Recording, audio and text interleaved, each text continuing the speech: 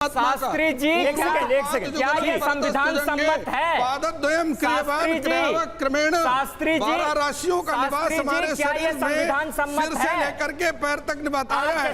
एक सेकंड, शास्त्री जी, एक minute, professor साहब, एक मिनट,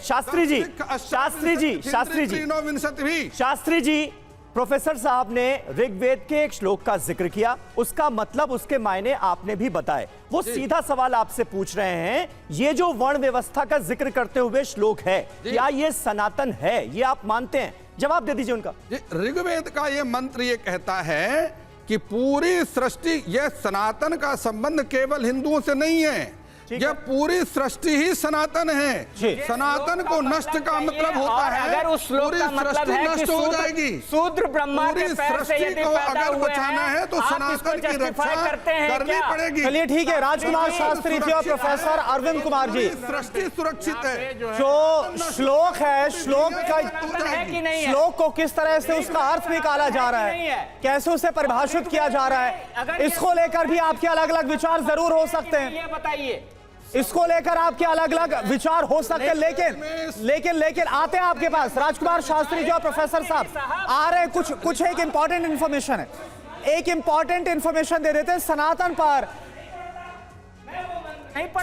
पर महापुरुषों के विचार क्या है, ये जरा देख लेते। आएंगे राजकुमार जी, बात करेंगे, आगे बढ़ाएंगे। आप देखिए जरा, सनातन पर जो महापुरुष रहे हैं उनकी तरफ से क्या विचार रहे हैं। महात्मा गांधी ने क्या कहा, मैं अपने आप को सनातनी हिंदू कहता हूं, ये महात्मा गांधी की तरफ से विचार। बिल्कुल, और बापू ने यह भी कहा कि मेरा वेदों, उपनिषदों, पुराणों में विश्वास है, पूरा विश्वास है। ये कहते थे महात्मा गांधी। मेरा अवतारों और पुनर्जन्म में भी विश्वास है, ये महात्मा गांधी कहते थे। अब वीर सावरकर, उनकी तरफ से क्या विचार रखे गए।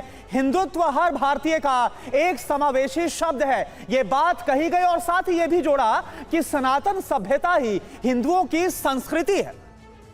बिल्कुल, तो देखिए, इसके अलावा एमएस गोलवलकर, सनातन परंपरा ही हिंदू राष्ट्र की वाहक है। ये गोलवलकर के, गुरु गोलवलकर के विचार थे। डॉक्टर हेडगेवार कहते थे कि हिंदुस्तान की रक्षा के लिए हिंदू संस्कृति को संवारना होगा। और देखिए, इस बीच एक बड़ी खबर आ रही है समीर, इसका हमें रुख करना पड़ेगा। बिहार के शिक्षा मंत्री का एक और विवादित बयान देखिए सामने आ गया है। रामचरितमानस की तुलना पोटेशियम साइनाइड से कर दी गई है।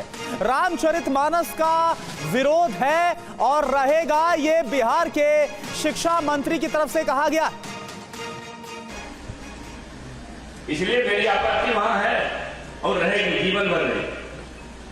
जो पोटेशियम साइनाइड टाइप का कुछ चीज है ग्रंथों के अंदर, मैंने कहा तो चिन्हवा पर 10 करोड़ फर्क कहां है।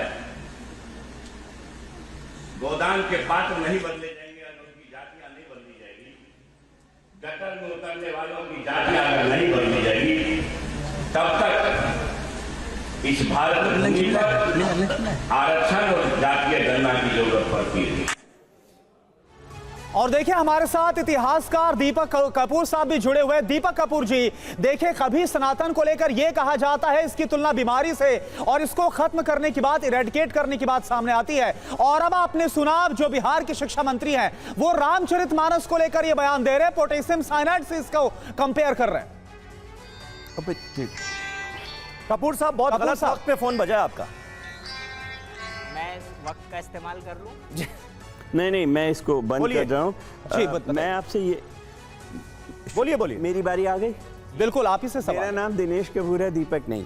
जी, दूसरी बात ये है कि जैसे वो घेर रहे हैं इंडिया के संगठन को एक पॉलिटिकल एजेंडा से, ऐसे ही वो घिरे जा रहे हैं वर्ण व्यवस्था को लेकर।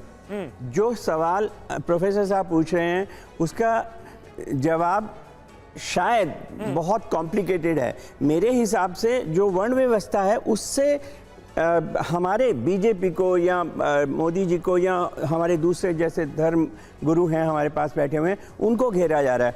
मेरे हिसाब से ये है कि इसको घेरने की बजाय हम लोग ये समझें कि सामाजिक आग्रह होते हैं कुछ चीज़ों के, जो हमारा जो है वो एक फ्लेक्सिबल धर्म है। ऐसा नहीं है कि इसका एक कॉमा, एक फुल स्टॉप हम चेंज नहीं कर सकते हैं।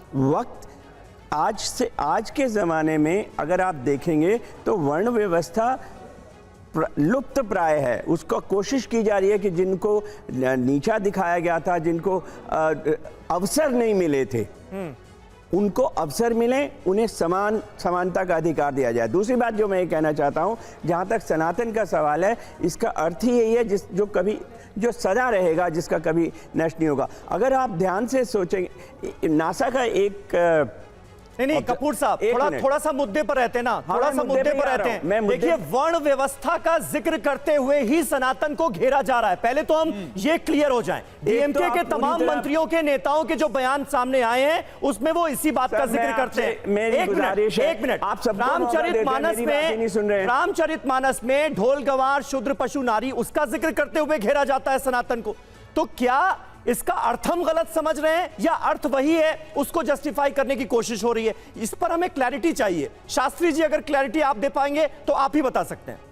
देखिए एंकर महोदय, सबसे बड़ी बात है कि इस प्रकार के जो टूटे फूटे बयान आ रहे हैं जी, उसका मात्र कारण शिक्षा का अभाव है।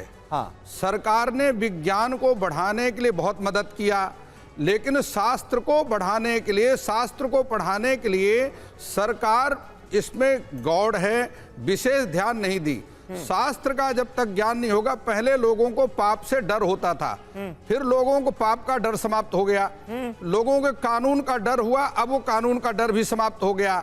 इसका कारण केवल जब तक आप शास्त्रों का अध्ययन नहीं करेंगे, तब तक शब्द का अर्थ ठीक तरीके से बोध स्पष्ट होगा नहीं। इसलिए शास्त्र ज्ञान की आवश्यकता है, और शास्त्र का यदि अध्ययन किया जाए तो ये सारे अर्थ स्पष्ट हो जाएंगे, और इस प्रकार की उटपटांग बातें जो बोलते जा रहे हैं, ये सब समाप्त हो जाएगा। ठीक है। सनातन को लेकर इस बीच केंद्रीय मंत्री अनुराग ठाकुर ने हमला बोला है। सनातन को कोई खत्म नहीं कर सकता, यह कहा गया है। कांग्रेसी आए, आकर चले गए। कांग्रेसियों को सनातन से शर्म आती है।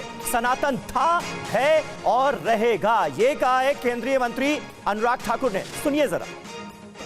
सनातन धर्म को जड़ से खत्म करने का जो संकल्प लेके ये घमंडिया गठबंधन के लोग चले, उनको इतना ही कहना चाहता हूं, आप संविधान का भी उल्लंघन कर रहे हो, बाबा साहब अंबेडकर का अपमान कर रहे हो, और 140 करोड़ भारतवासियों को भी नीचा दिखाने का काम कर रहे हो। और ये याद रखें, ना मुगल सनातन को खत्म कर पाए, ना अंग्रेज खत्म कर पाए।